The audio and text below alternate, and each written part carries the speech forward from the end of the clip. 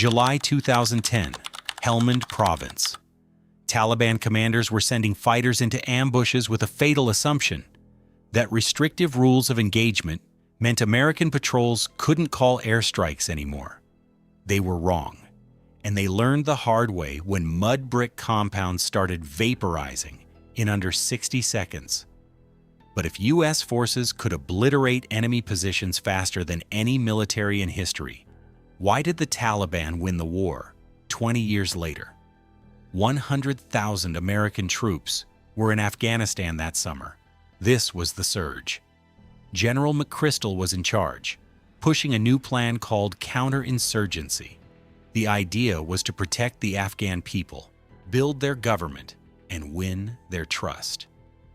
President Obama had sent the troops, but also promised to bring them home soon. Everyone knew the clock was ticking. Helmand Province stretched across 33,000 square miles of desert, poppy fields, and mud-walled villages. The Taliban had controlled this land for a generation. It was their heartland. 3 months earlier, in Operation Moshtarak, Marines had cleared the district of Marja. On the maps back at headquarters, Marja showed up as green, meaning friendly. But the 1,200 Marines from 1st Battalion, 6th Marines were learning a hard truth. Cleared did not mean safe. Staff Sergeant Jake Morrison was 27 years old. He led a squad of 13 Marines. He came from rural Montana, a place with big skies and quiet mountains. This was his second deployment. He had been to Iraq in 2007. He expected Afghanistan to be similar. Clear objectives, an enemy you could see, fights you could win. The briefings before deployment painted a certain picture. They would be securing the population, building governance, winning hearts and minds. They were told that calling airstrikes would be harder now, restricted to reduce civilian deaths. Morrison understood. Rules of engagement mattered, but he figured the mission would still make sense on the ground. Reality hit the moment he stepped off the helicopter at their patrol base in Marja. The heat wrapped around him like a heavy blanket. 50 degrees Celsius. His body armor turned into an oven. Sweat soaked through his uniform before he even picked up his rifle. The dust was everywhere, so fine it got into weapon systems, eyes, lungs. It covered everything in a pale brown film. The patrol base sat in the middle of endless poppy fields. Sandbags, plywood walls, and coils of razor wire marked the perimeter. Beyond that, flat farmland stretched to the horizon, cut by irrigation ditches and more mud-walled compounds than Morrison could count. The smell hit him next. Burning trash from the pits mixed with raw sewage in the ditches, but also bread baking in clay ovens. The kind of smell that reminded you people actually lived here. Diesel generators rumbled 24 hours a day, a constant mechanical heartbeat under everything else. They ran patrols every day. 15 kilometers through those fields and compounds, carrying 80 pounds of gear. The weight pressed down on shoulders already aching from the thin mountain air. Village elders came to meetings called shuras. They spoke in circles, saying things that meant other things. Children waved at the Marines in the morning. Then IEDs exploded in the afternoon on roads they had just walked.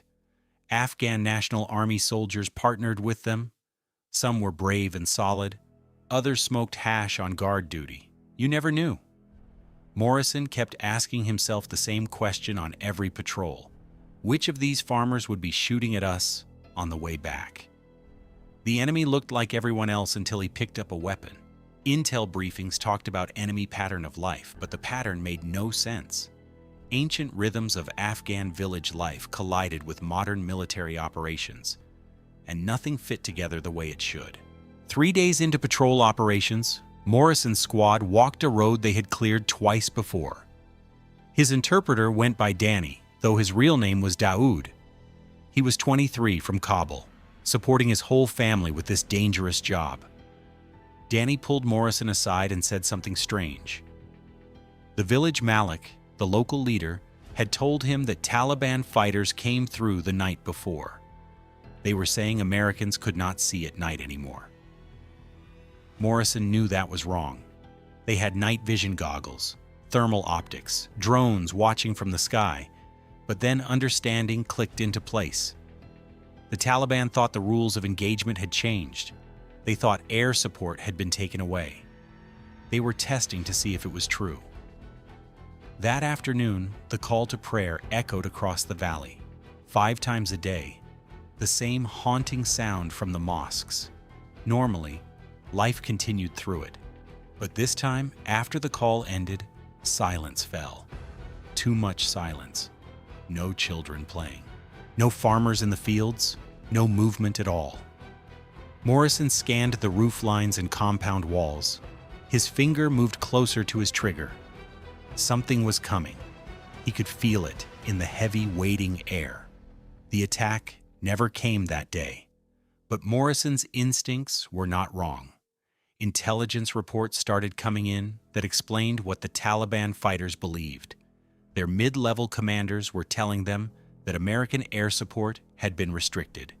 They were not completely wrong. General McChrystal had tightened the rules of engagement to protect civilians. But the Taliban made a fatal assumption. They thought restrictive rules meant no air support at all. They thought the sky was no longer a threat. Taliban tactics changed based on this belief. They started planning longer, more aggressive ambushes against small marine patrols. They figured they only had to outlast the firepower the squad carried themselves. A few rifles, maybe a machine gun, perhaps a grenade launcher. The Taliban thought if they could pin down a patrol and keep fighting, the Americans would break or call for help that would take too long to arrive. They had done this before against the Soviets. It had worked. What the Taliban did not understand was happening right in front of them. Joint Terminal Attack Controllers, called JTACs, were now walking on patrols with the infantry. These were Air Force personnel trained to talk to aircraft and guide their weapons onto targets. They used to stay back at big bases. Now they were embedded at company level, sometimes even with platoons. They carried the same heavy gear as the Marines. They walked the same long patrols through the heat and dust. But they carried something else too, a radio linked to aircraft circling high above.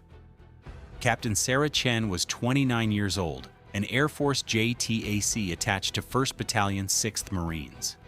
She was part of a new generation of forward air controllers who had changed how close air support worked in Afghanistan.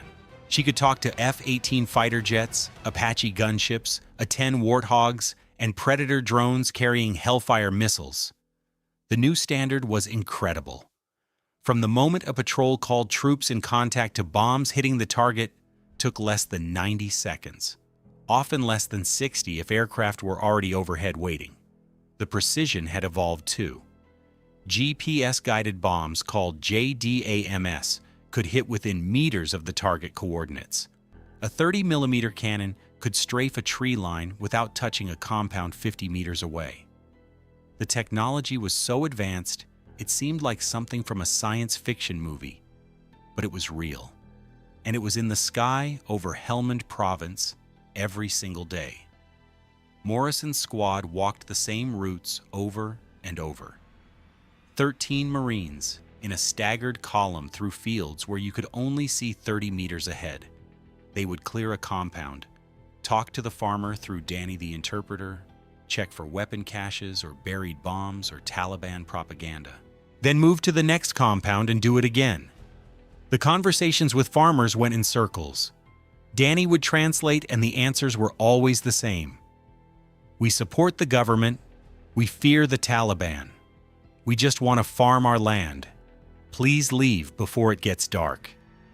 Every patrol, Morrison wondered the same thing. Which of these faces would be shooting at us on the way back? The Afghan National Army soldiers who partnered with them were a mixed group. Some were brave and reliable. Some smoked hash when they were supposed to be on guard. The problem was, you never knew which type you would get until the shooting started. Intelligence teams intercepted Taliban radio communications. The fighters were discussing American patrol patterns. They were planning ambushes. They were confident. One intercepted conversation stuck with Morrison. A Taliban fighter said they walk slow now. They stop to talk to people. They are weak. We can hurt them, and they will leave like the Soviets did. The disconnect was enormous. The Taliban saw Marines walking carefully, following rules, trying to protect civilians. They mistook restraint for weakness. They did not realize the Americans had simply changed how they used their overwhelming firepower. It was not gone. It was just waiting in the sky, invisible, ready. Early August brought the first warning sign. A squad from 2nd Platoon got hit with a complex ambush. Rocket-propelled grenades from 3 different directions. A PKM machine gun firing from a tree line. It was well planned and well executed. The kind of ambush meant to destroy a patrol. Captain Chen called in an Apache gunship that was already orbiting 6 kilometers away. From the moment of first contact to the Apache firing its 30mm cannon took 47 seconds. The Taliban fighters broke contact and ran. But Marine intelligence noticed something different this time. They did not scatter like usual. They seemed shocked, surprised, like something had happened they did not expect. One Taliban fighter's body was recovered after the fight. In his pocket was a letter. Danny translated it that night. It was instructions from his commander about the new American weakness, about how they could not use air power anymore, about how this was the time to attack. Morrison started thinking about patrols differently. Every step through those poppy fields, he knew aircraft were overhead. The Taliban were planning to ambush them. But he was planning too. His ambush just came from the sky instead of from behind a wall. It felt like cheating. It also felt like the only reason his men were still alive. The question that kept coming back to him was simple and dark. What happens when we leave and the Afghans do not have this? When there are no JTACs walking with their patrols? When there are no F-18S waiting overhead? When the sky goes silent? He pushed the thought away. That was a problem for generals and politicians. His job was to bring his Marines home alive. And right now, the sky was keeping that promise. August 19, 2010. Morrison's squad headed out on a census patrol near the village of Zamindawar, on the edge of Marja district. About 400 people lived there, a mix of farmers and Taliban supporters. The mission was simple on paper. Gather biometric data from villagers. Show presence. Disrupt enemy freedom of movement. Simple on paper never meant simple on the ground. The squad left the patrol base at 0820 hours. Captain Chen walked with them. 2 F-18 fighter jets were on station at 20,000 feet, high enough that no one on the ground could see or hear them. The jets had 12 minutes of playtime before they would need to fly to a tanker aircraft to refuel. After that, different aircraft would take their place. There was always something in the sky over Helmand. The village looked normal as they entered from the south. Women stayed inside the compounds like always. Children played in the dirt streets. Men sat in the small bazaar drinking chai and talking. Everything seemed ordinary. But Morrison's gut told him something was wrong. It was too normal, too calm. Usually, some people left when Marines showed up. Today, no one was leaving. Danny had his ICOM scanner on, listening to Taliban radio chatter. He heard multiple stations talking in Pashto, using code phrases. Morrison saw his interpreter's face change. Danny looked worried. That was never a good sign. At 0847 hours, the squad was 200 meters into the village when everything exploded into chaos. A rocket-propelled grenade streaked from a rooftop, then another. The first one missed Morrison's fire team by 3 meters. The second one slammed into a compound wall, showering Marines with chunks of mud brick. Before anyone could react, machine gun fire erupted from multiple positions. North compound wall. Tree line 150 meters to the east. Second-story window to the west. This was a textbook L-shaped ambush, probably 15 to 20 fighters. This was not harassment fire, the quick bursts meant to scare patrols away. This was designed to pin them down and kill them all. The Taliban had planned this carefully. Morrison knew what the enemy expected to happen. The Marines would take cover behind walls or in ditches. They would return fire with their M4 rifles and M249 machine guns. Maybe someone had a .50 caliber or a grenade launcher. The squad would call for the quick reaction force, the backup team waiting at the patrol base. But QRF took 15 to 20 minutes to arrive. The Taliban could keep shooting, kill or wound several Marines, then scatter before help showed up. They had done this before. It had worked against other patrols, but that was not what happened. At exactly 12 seconds after the first RPG hit, Morrison was already on the radio calling troops in contact to battalion headquarters. His fire team leaders were returning fire, trying to suppress the enemy positions. At 28 seconds, Captain Chen was on her radio talking to the F-18S circling invisible above them. SCAR-41, Lightning 6, troops in contact, requesting immediate close air support. I have your position and targets. The F-18 lead pilot responded immediately. Lightning 6, SCAR-41, request authentication and coordinates. Chen read off her authentication code and then rattled off the 10-digit grid coordinates for 3 targets. Primary target was the north compound, where the heavy machine gun fire was coming from. Secondary was the tree line to the east. Tertiary was the western building. At 49 seconds from first contact, Chen gave the critical words. SCAR-41, cleared hot. Type 2 control, north compound. Danger close 150 meters. Cleared hot meant permission to shoot. Danger close meant friendly forces were very near the target. The pilot had to be perfect. At 53 seconds, Morrison heard a sound that would stay with him forever.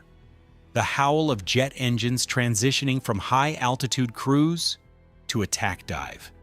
It was a sound that meant salvation was coming. The pilot's voice came over Chen's radio. 30 seconds.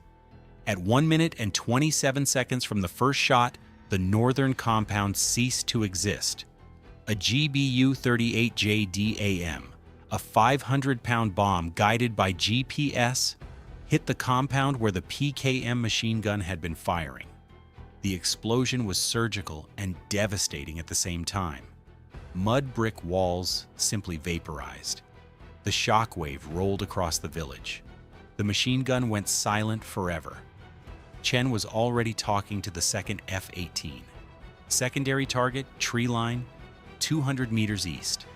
At 2 minutes and 10 seconds, the jet's 20mm cannon opened fire. 6,000 rounds per minute walked through the tree line, like an invisible hand crushing everything it touched. Morrison was watching the western building where Taliban fighters were still shooting. Then suddenly, they stopped. Not because they had been hit. Chen had not targeted them yet. They stopped because they understood. In less than 2 minutes, 2 of their 3 firing positions had been destroyed from the sky. Morrison saw them break cover and run across open ground. Chen called in the Apache helicopter that had been racing toward them from Camp Bastion, 8 kilometers away. At 4 minutes and 55 seconds, the Apache spotted the runners in an open field. Chen cleared them as hostile. They were armed, fleeing a firefight, and there were no civilians anywhere in that grid square. At 5 minutes and 10 seconds, the Apache's 30mm cannon ended the engagement. Total time from first shot to silence, 5 minutes and 10 seconds. 2 Marines were wounded by shrapnel from the first RPG. Both were stable and walking. 11 Taliban fighters were confirmed killed. Maybe 4 to 6 more escaped wounded. Intelligence teams searched the compound ruins and recovered radios, maps, and a notebook. Danny translated the notebook that night back at the patrol base. It was a Taliban commander's planning document for the ambush. written 2 days before.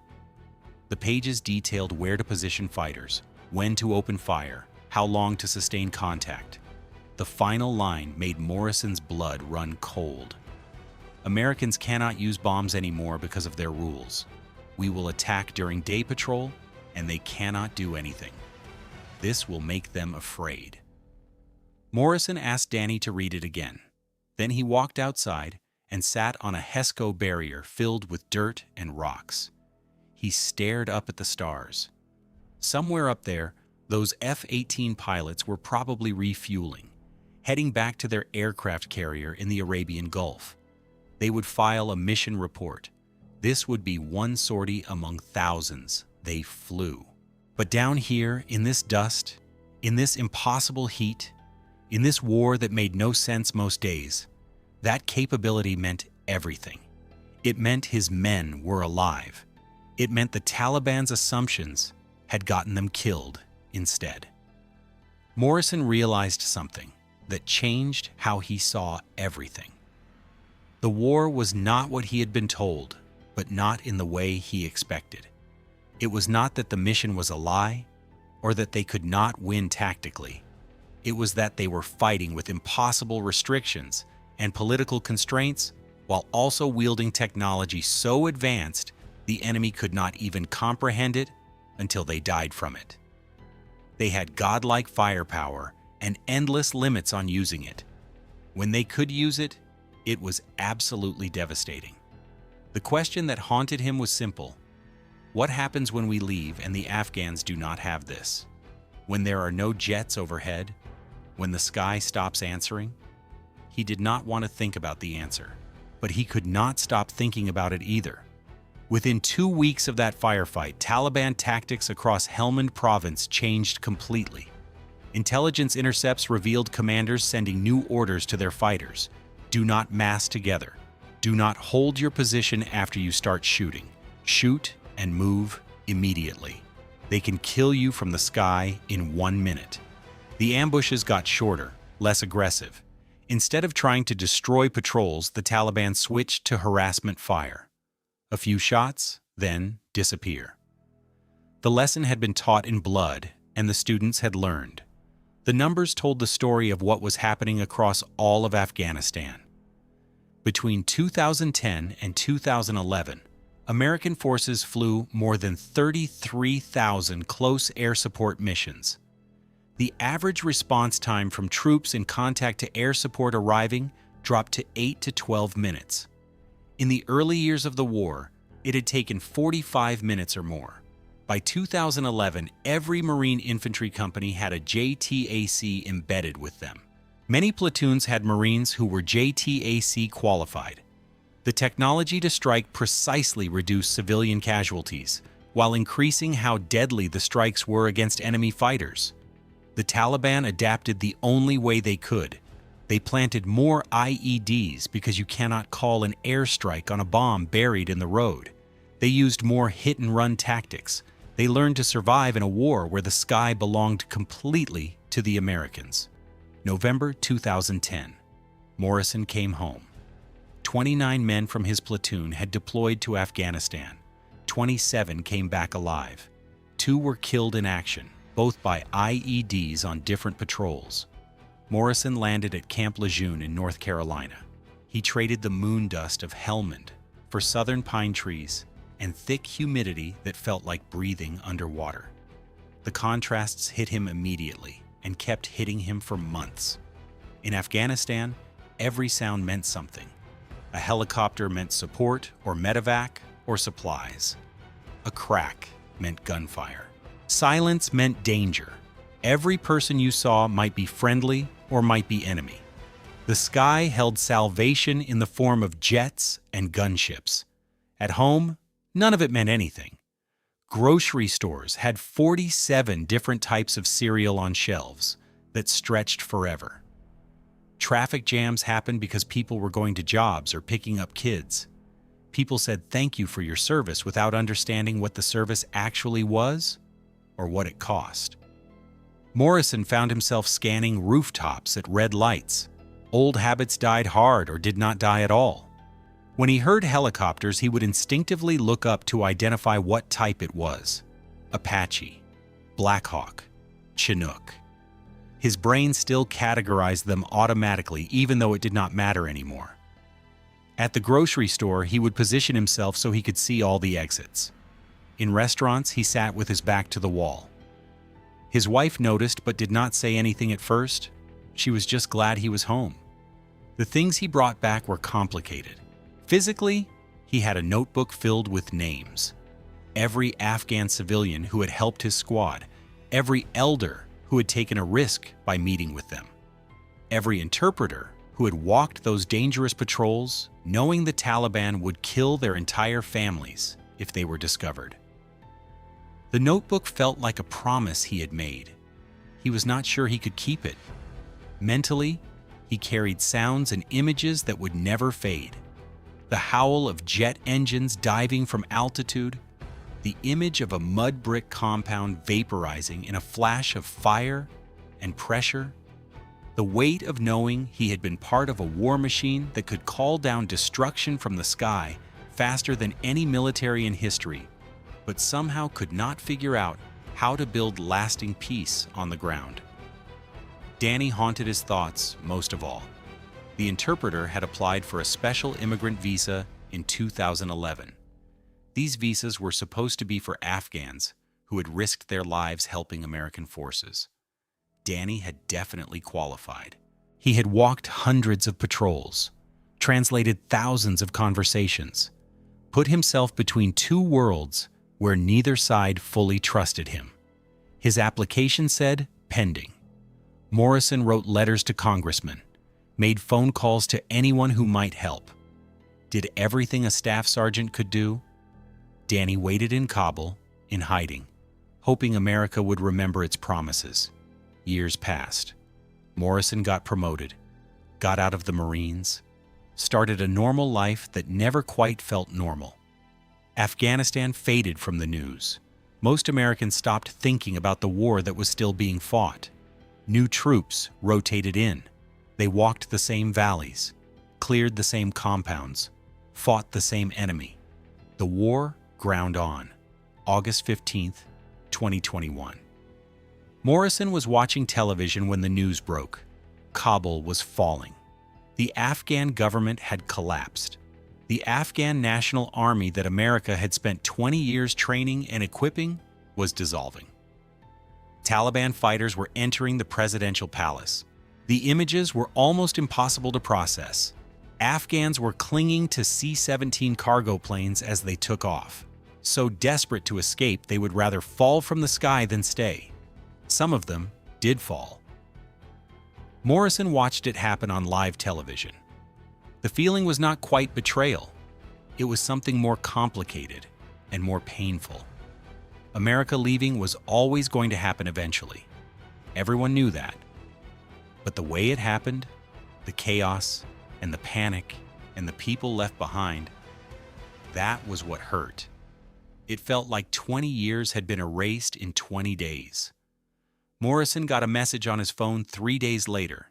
It was from Danny. He had made it out on one of the last flights, barely. He was at a processing center in Qatar, safe but exhausted. The message was short.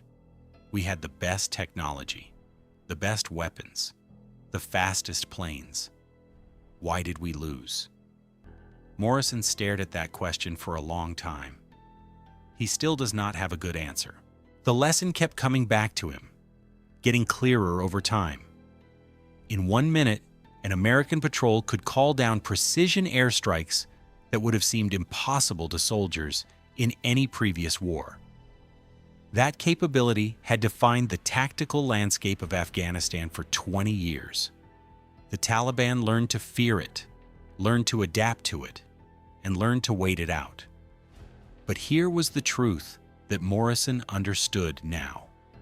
Air superiority can destroy enemy formations. It can win firefights. It can save the lives of soldiers on patrol.